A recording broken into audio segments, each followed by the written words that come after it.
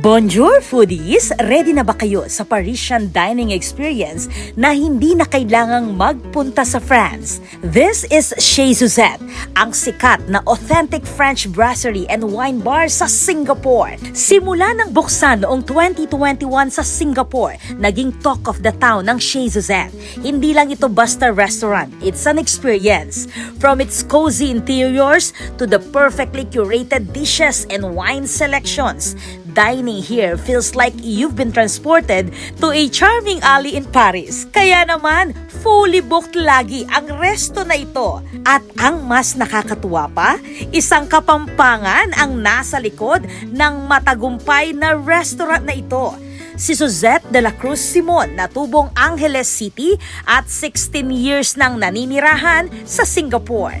Dahil sa kanyang passion for food and culture, nagpasya siyang ibalik ang kanyang culinary success sa sariling bayan. We are super proud to bring a French brasserie in the Philippines, not only sa Pampanga but also like in the Philippines, because what we realized, wala tayong masyadong authentic brasserie in French brasserie in the Philippines. So now we are here and we are opening our doors in February. Matapos ang lease agreement signing sa pagitan ng Clark Development Corporation o CDC at Chez Suzette Philippines noong October 22, 2025, opisyal nang nakatakda ang expansion ng Chez Suzette dito sa Clark.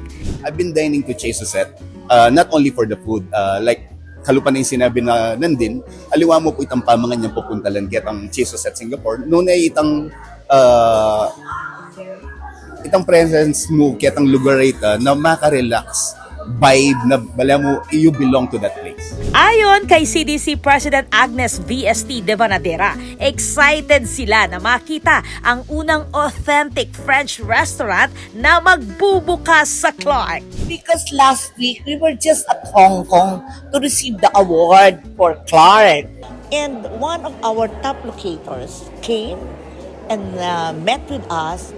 And the first thing he said is, I look forward to having a French restaurant in Clark. Hindi ba the stars have aligned? So I'm so excited about this. Ang F&B director naman ng Chez Suzette ay proud sa kanilang exclusive wine collection, mga alak na first time lang matitikman dito sa bansa. We will bring some wine in Clark, directly from France.